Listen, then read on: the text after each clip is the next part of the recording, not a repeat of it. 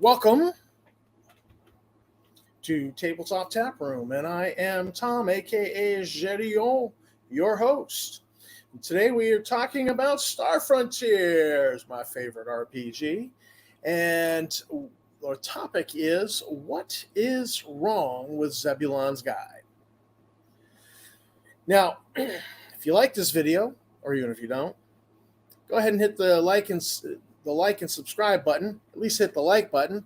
Helps us with the algorithm. We're trying to build a channel. So let's start with, the reason for the video. The reason for the video is there are a bunch of other YouTubers out there that I have followed and I like. And they've done some Zebulon's Guide videos, reviewed it. And their opinion was, oh, yeah, I like it. I kind of disagree. Now, I don't want to back the bus up on these guys because I like their stuff and I follow them. I've hit like, subscribe, and bell icon on them. And I just happen to disagree on Zebulon's Guide. And the reason why I disagree is, A, played this as a kid. I've been playing it for like 40 years. I was the unofficial unofficial assistant editor over at the Star Frontiersman with Larry Moore during Larry Moore's run as editor, and for a number of issues there. And then I was a founding editor of Frontier Explorer magazine. What are we on? 34 issues, quarterly magazine, really well done. So, yeah. I've kind of made my bones as a torchbearer for the Star Frontiers revival within the fan community. And I think I do have an opinion on this and something to say. So that's why we made the video, because I do disagree with some of the other YouTubers out there. It's not a total criticism of them. It's just, hey, you're over there and I'm over here. We're in two different camps, but I still play Star Frontiers with them. Absolutely. So what's wrong with Zebulon's Guide? Now, over the years, it's been hated on. Recently, one of my games, a player referred to Zebulon's Guide as the redheaded stepchild of Star Frontiers. I know what he meant. It gets some hate. It just gets some hate in some quarters of the internet. So what's really wrong? Well, first off, I need to start with what our source of information is on here. Now, I'm going to be using this Frontier Explorer number 2 as a source of information because in here is a interview with Kim Eastland. Kim Eastland was the project lead who developed, who had the Zeb's Guide thing. It was his baby. And back in 1999, 2000, there were 2 fan conventions where a bunch of fans got together for the weekend and played nothing but Star Frontiers. That's how crazy Star Frontiers fans are. They, they called it SciCon 1, SciCon 2, and at SciCon 2, they arranged to interview Lawrence Schick, one of the co-authors of the Alpha-Dawn Rules, and Kim Eastland, the credited author, editor for the Zebulon's Guide product, which is what we're discussing today. So these interviews were done by telephone conference call, and for those of you too young to know what a telephone conference call is, we're just going to say that it's Zoom without the video and call it at that. So they had these telephone conference calls set up. Everyone's in the room. Only one person asked questions, and they interviewed these authors of Star Frontiers rulebooks. And so Kim Eastland relayed a lot of information concerning Zebulon's Guide. Now, unfortunately, there were recordings made, cassette tape. You'll have to look that up as well if you're under a certain age. The cassette tapes, people had them, were put into storage in a garage. Now they're lost. I've talked to a couple of these people who were in attendance at SciCon. And they're like, yeah, look, I don't know. It was in the garage. I've been through a divorce. Who knows? They can't find the tapes. So the tapes are quite possibly lost to us. the actual recording. It's too bad. I'd love to have the actual transcripts. I'd love to have the actual recording, put them up on the Frontier Explorer website just to preserve them, to be there for the fan community to enjoy. We just don't have them. They're not available. What we do have is a recollection of what was said. Now, these recollections were written down and recorded and put on the internet at the time of the SciCon. So the recollection is pretty fresh. It's not like 20 years later, geez, man, I don't remember. Yeah, he said something. No, these are fresh recollections. And the people I've talked to, it kind of sounds like, yeah, this is pretty much it. This is what was discussed. This is what was said. So it's a recollection. I'm stating that up front, full caveat, full disclosure. Yes, but it's pretty good. And it from discussing it with people who were there, who were witnesses to it, it sounds like we could take it pretty close to gospel. So I've recovered the published recollection from the Lost Internet Archive, because the webpage is no longer on the internet. I recovered it. We republished it in the magazine to kind of, try to preserve it. So it's there. So you can actually go look this up in Frontier Explorer #2 and read it yourself and make your own judgment call. But in there, there's the statements made by Kim Eastland at this interview that he hated Star Frontiers. I don't know why you put somebody in charge of doing the second edition of your project. He hated it. He hated Alpha. He hated the skill system. He hated the timeline. He hated Nighthawks. I don't know why they put him in charge. I'm like, can you find somebody else? Make nice and apologize to Zeb Cook and put him in charge. But it's not what happened. So, Kim Eastland just hated Star Frontier. So we have his statements that we had. Now the production values. Let's go back to the cover. This here is the best piece of new artwork within Zebulon's Guide. And it's not even within, it's the cover. Because the best artwork within Zebulon's Guide is recycled from the Beyond the Frontier trilogy of modules. And it's quite good. It's absolutely fantastic. I love that artwork, but they recycled it. There's no new artwork. It's not new artwork. It's just recycled from those modules and put into Zebulon's Guide. It's some of the best in Star Frontiers. I mean, it's just some of the best artwork. It's great. It's great black and white artwork. But what you do, so this is the best new artwork in there. But we can go down. Here we go. Here's some of the internal artwork. Some of the new stuff is just, these are kind of cartoony. These are the new species added to the setting. Mechnons weren't actually new. They were in the Volturnus series. They have some timeline mentions. This is a very cartoonish picture of the Mechnons right here. You have the Ifschnitz, and this picture doesn't even match the written description for that particular species. The Asakar and the Huma, these aren't bad illustrations for those character races. They're not so bad, but the new artwork's just poor quality. So the production values are okay. The artwork kind of, but it is what it is.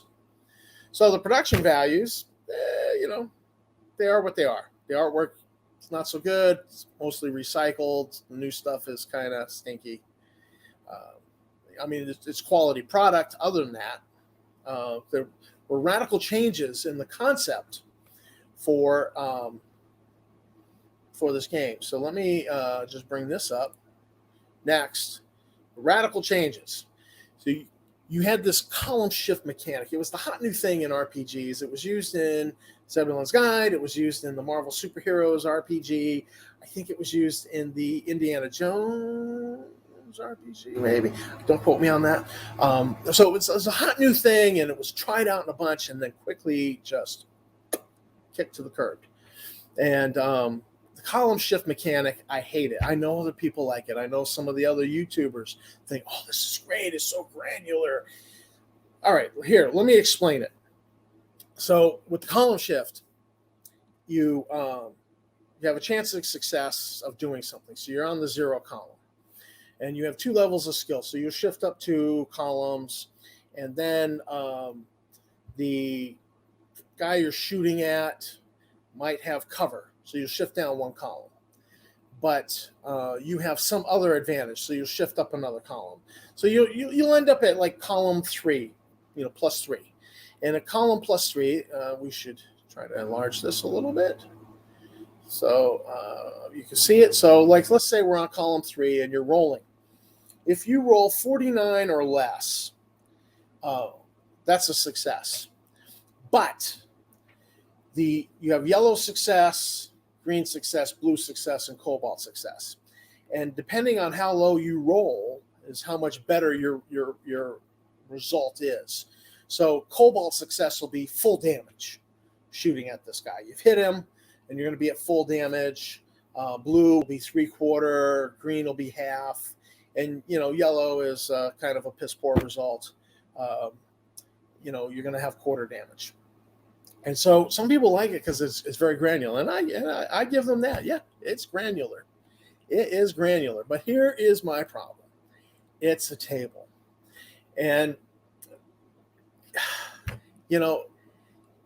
with Alpha Dawn as it is so much faster. Here's what happens. You look at your character sheet, and you've got the numbers written down there, and it goes, the target number's there, and you roll it. And you're done. You know whether you hit. And, all right, well, you're going to have to roll damage now. So you'll roll 4d10 or whatever your dice is. That's not a problem. Players actually like rolling dice. I found. I could be wrong. Maybe there's a poll out there that says 90% of RPG players hate rolling dice. No, RPG players like rolling dice. And the more dice they roll, it seems like the more fun they're having. So you roll, and you're done to see if you hit, and then you're rolling dice for damage. It's quick. With the Zeb's Guide, this column shift mechanic, you've got to look at your character sheet, look at the table, do some shifts, figure it out, then roll, then do some math to see how much damage you did. It just takes time. It's kind of like back in the day, Iron Crown Enterprises had Rollmaster at first, and then they came out with Middle-earth role-playing, also known as MERP. And these were very table-heavy systems. And so, you're going to roll to see if you hit, and there's lots of charts in there. So you could roll, and you go looking up in the rule book, and it's just slow. It just slowed it down. And part of the reason why I absolutely assert Alpha Dawn is so much faster than Zeb's Guide, so much faster than most other role-playing games out there, that it's fast play, is that back in the day when 3.5 D&D was a thing, my regular 3.5 D&D group that met in one of the houses, we all take turns being dungeon master. Well, one of the guys, his wife would insist that he had to go to dance lessons with her first before he could go to D&D. I don't know what that was all about. We even changed the night to a different night, and suddenly dance lessons changed to that night as well. But nonetheless, he just would show up a half hour late.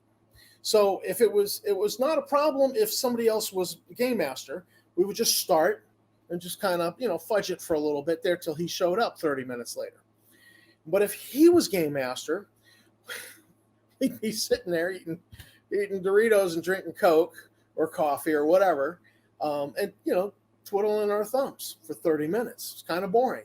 So finally, I just said, hey, I got this old school fast play kind of thing.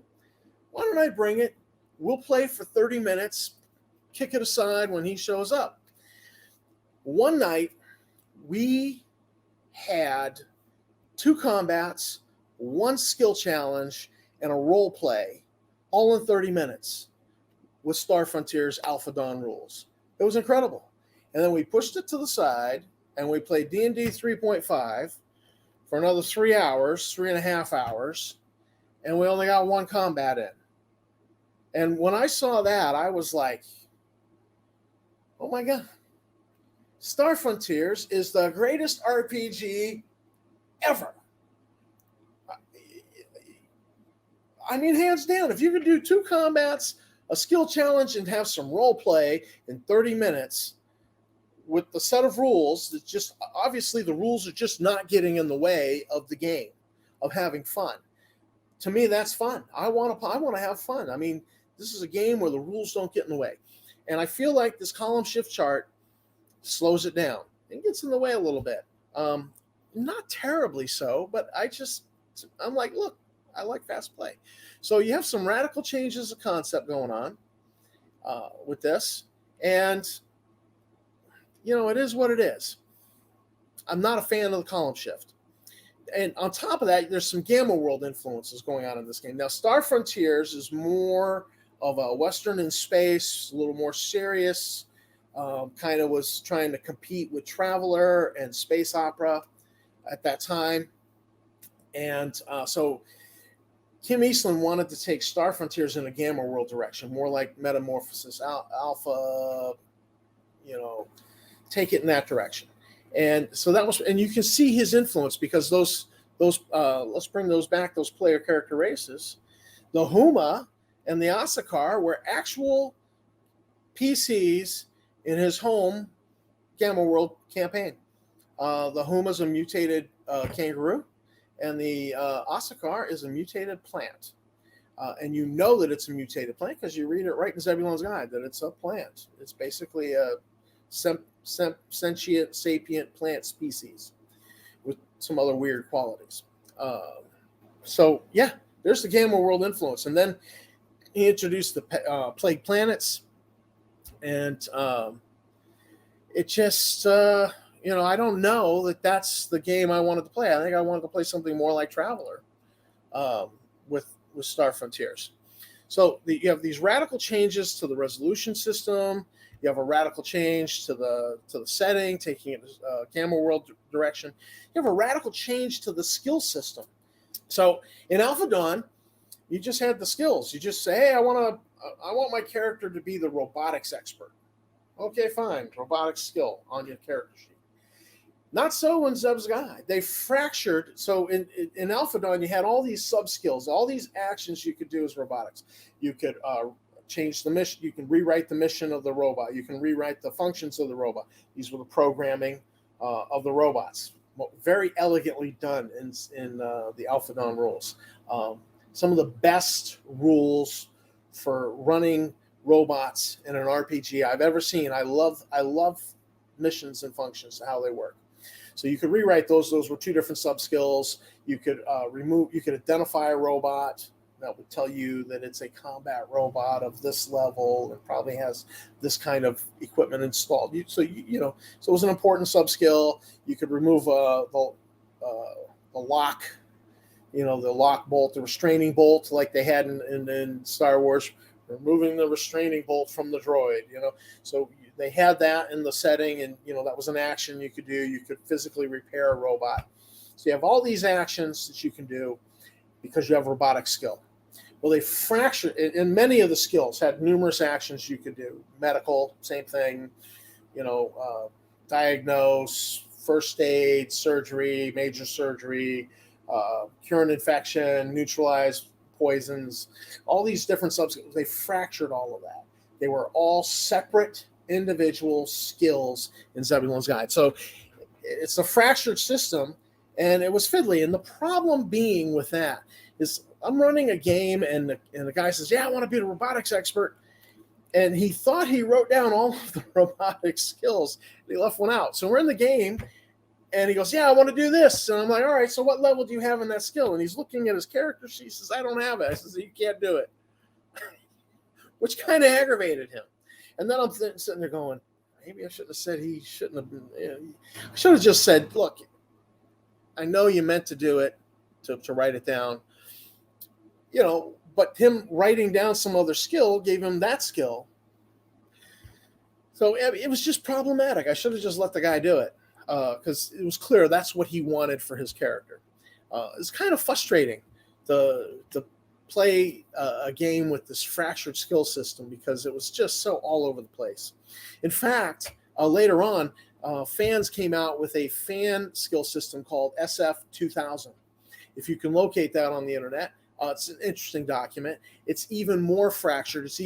I call it Zebulon's Guide on steroids. It's even more of what the direction Zebulon's Guide went in. So again, it's not a favorite of mine. I have it lurking around somewhere in the computer files. I've actually tried to play it, and in fact, it was probably SF2000 where the guy skipped taking what he absolutely needed to take for that one robotic skill that was going to be important. So to me, it's fractured. It's just fractured. It's fiddly. It's just, it doesn't work well. I know it's more granular. I know it lets you do a combat medic he's a combat medic who just does first aid and maybe administers drugs. Doesn't do all the surgeries. He doesn't neutralize toxins. He doesn't cure diseases. Doesn't do any of that stuff. But he's just very granular. I get it. I know why people have an appeal for that.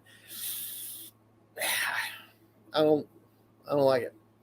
For me, I'd rather go with the original Alphadons. I know it's a little clunky. I know there's a little clunkiness in there. It just works better. It works simpler. Simpler's better. KISS rule. Keep the KISS rule in play. So you have a radical change of system, and you have equipment issues. I mean, normally equipment is always better in an RPG. I mean, who doesn't like being James Bond going to Q and getting the new gadgets? I mean, we love it. We love the new gadgets. In fact, I've lost track of how many new gadgets I've written up and put in the Frontier Explorer. We all love new gadgets. Everybody loves them. So the equipment issues. The problem with Zeb's Guide is they did this ethnic restaurant menu. We used to, I don't know if it's politically incorrect anymore, but it was there's this type of restaurant. It's in every town in America. They at least have takeout, and they always had a menu where you could get the lunch special, and it was a little column A, a little bit of column B, some column C. You pick what you want, and it was, and we all love going there because they always overload the fried rice. It's just fantastic. So Zeb's Guide took this approach of the column A, column B, column C to the equipment list, and so you have this fractured equipment list that's super fiddly. Like if you're trying to buy a rocket, you can't just go buy a rocket. It's complicated. It's column A, column B.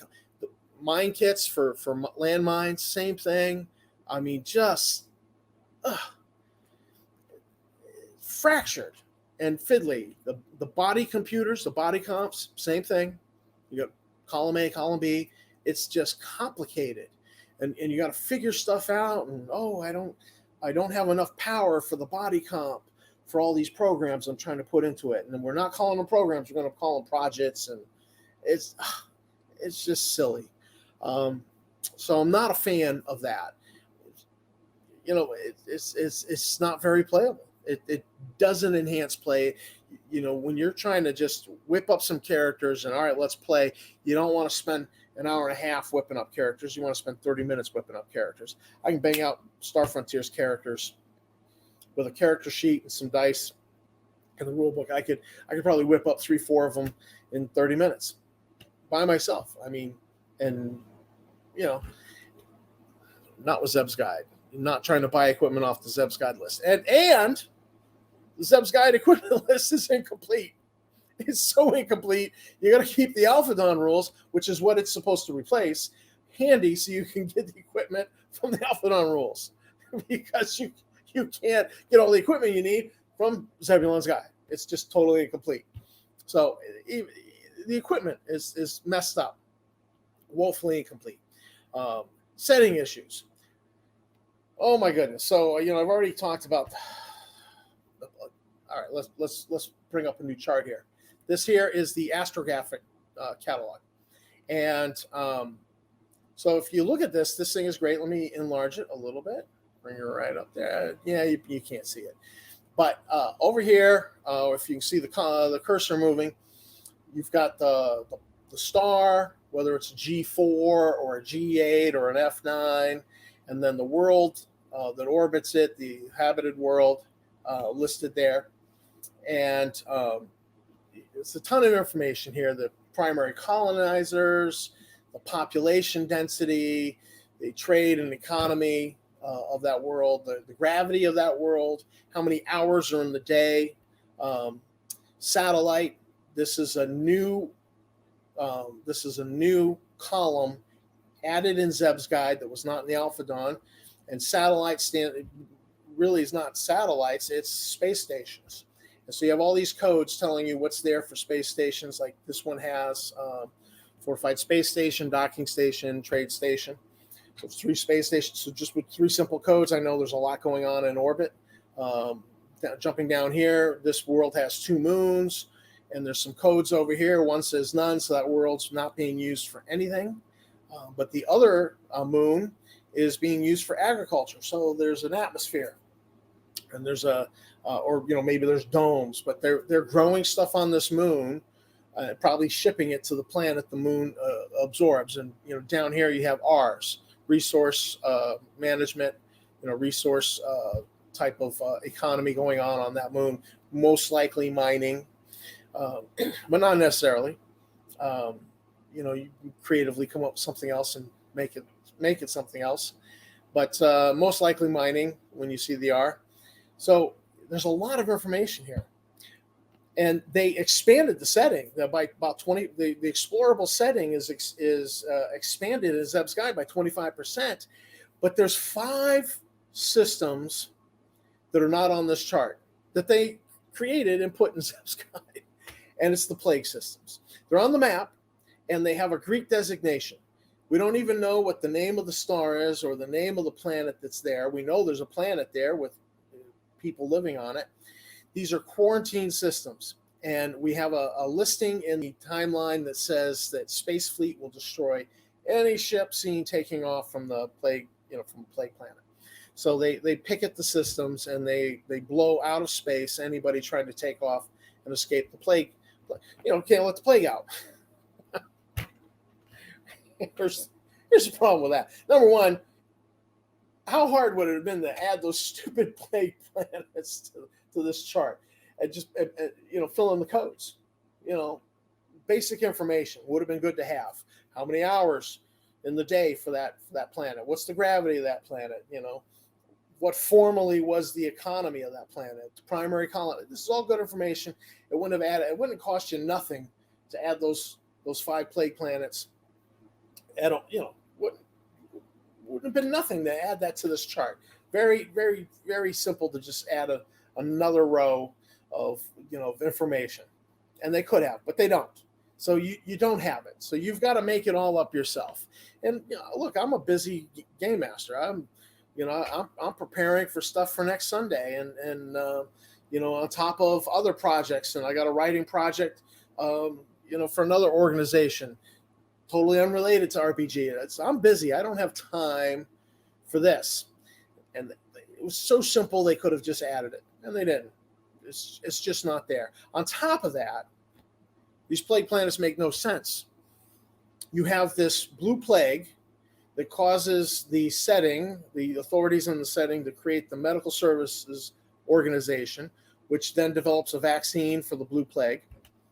And so they vaccinate everybody. I mean, the plague's killed millions, tens of millions, but they've successfully, but they're like, all right, you 5 systems, we've decided to say, screw you.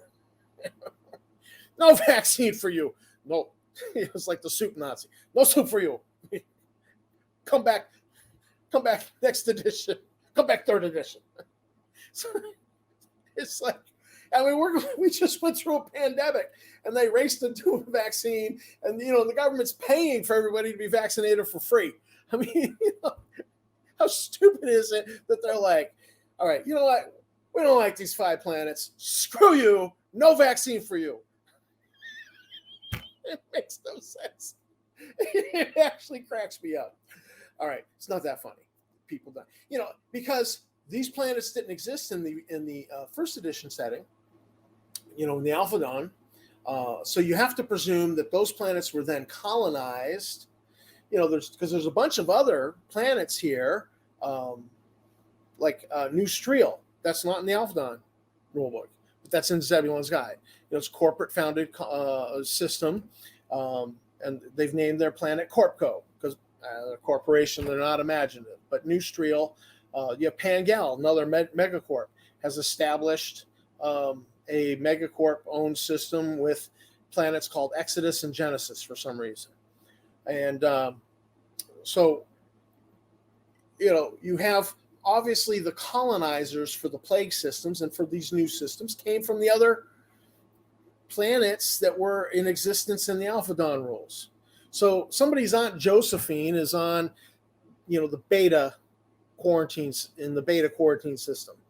Poor Aunt Josephine's there, but it's like, screw her. No vaccine for her. And what's a family going to do? I mean, if it's my family, and I was stuck on a quarantine planet, my brother would come looking for me. And not the least of which, because he's a medical professional, in the military, he'd get it done. He'd show up with the vaccine and be like, let's get you vaccinated. Let's get you out of here. My family, brothers and cousins, would probably have come looking, if Aunt Josephine, if my Aunt Gert was stuck on one of these planets, we would have gone for her. My father would have just called my brother and me in and says, "You go get her." I'm too old for this adventure, but you two go get her. We would have done it. And so people in the setting would have done the same. They would have taken their ship and they would have, blasted their way through the space fleet picket and found a way to land on the planet and locate their Aunt Josephine. In my case, it would have been Aunt Gert. But, this makes no sense. This whole quarantine plague systems makes no sense. But again, to me, I look at it knowing that was the direction that Kim Eastland wanted to go. He introduced these to be the source of mutation in the setting so he could have a more gamma world kind of thing. So, so there are setting issues. I just, not a fan. We're going to bring it back up to the cover. So, yeah, just a lot of problems with this, things you have to just push it to the side. Let's ignore that. We're not going to use body comps because it's just too much of a headache to deal with that. We're not going to use the mine kits. We're not going to use the rocket, build your own rocket stuff. None of that. We're not using it. We're not going to use the plague planets because they make no sense. They're stupid. I don't even want to deal with it. And then on top of all of that, Kim Eastland said he was going to change the timeline. He hated the Alpha Dawn timeline. Now, sure, the Alpha Dawn timeline is a little bit in the rule book. It's a little bit in this module. It's a little bit in that module. You got to kind of pull stuff together. And I get it. That's a pain in the butt. But the Zebulon's Guide timeline is totally illogical. There are just things in it that make no sense. There are things in it that contradict the Alpha Dawn timeline. I'm more forgiving. We used to debate and gripe over that back in the day on the internet and forums. I'm more forgiving now that I know that he just said, "Hey, I don't like it. I'm changing it." Okay, I got less complaint now, knowing that that was his goal. It was just fiddly, absolutely fiddly. In fact, he even said he hated Nighthawks, which kind of is ironic because there's a whole part of the timeline that plays like it's like the play-by-play of somebody's campaign game. They played the campaign game in Nighthawks of the Second South Ar War, and they just wrote down everything that happened in the campaign game, and then they made it the timeline for Zeb's Guide. I mean, if Kim Eastland hated Nighthawks, Why would he include a play-by-play that really had to come straight from the campaign game? It's just so fiddly and just, not a good timeline. It is what it is. So these are the problems I see with it. Problems with setting, radical changes with the system, the equipment is problematic. I'm just, I have problems with Zeb's Guide. I don't think it's the greatest thing ever. And I definitely don't like the new system that they introduced with this. And the final nail in the coffin, this was supposed to be the second edition of Star Frontiers. You can't play Star Frontier.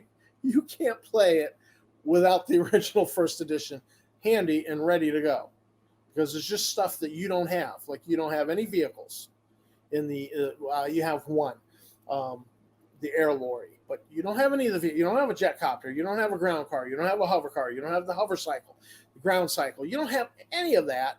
That's all in Alphadon. Got to go there. You don't have any starships. That's all in Nighthawks. Got to go there. You don't have, equipment lists. You don't have the rules for robotics. That's all in Alphadon. You've got nothing that tells you how to program a robot in Zeb's Guide, or computers. All you've got is the body comps, and they're just stupid fiddly. You've got to go to Alphadon for computers, for computer programs, and for stuff. And it's just it does not live up to its promise. Sadly, Zebulon's Guide does not live up to its promise. It was conceived as a re-envisioning of the Star Frontiers game and setting, but Zeb's Guide quickly became relegated as a setting resource, because that's all you can use it for. It's woefully inadequate as the second edition of the rules, and it's problematic in a lot of the stuff that it presents within it. So, yeah, there are problems with Zeb's Guide. So, what's your opinion? I'm sure you have an opinion. Go ahead and comment below. While you're at it, make sure you hit the like and subscribe and the bell icon. It'll let you know when we have more videos coming out, because we've got one coming out on what's right. Now that I've backed the bus up, I'm going to tell you what's right with Zebulon's Guide. Thank you for listening.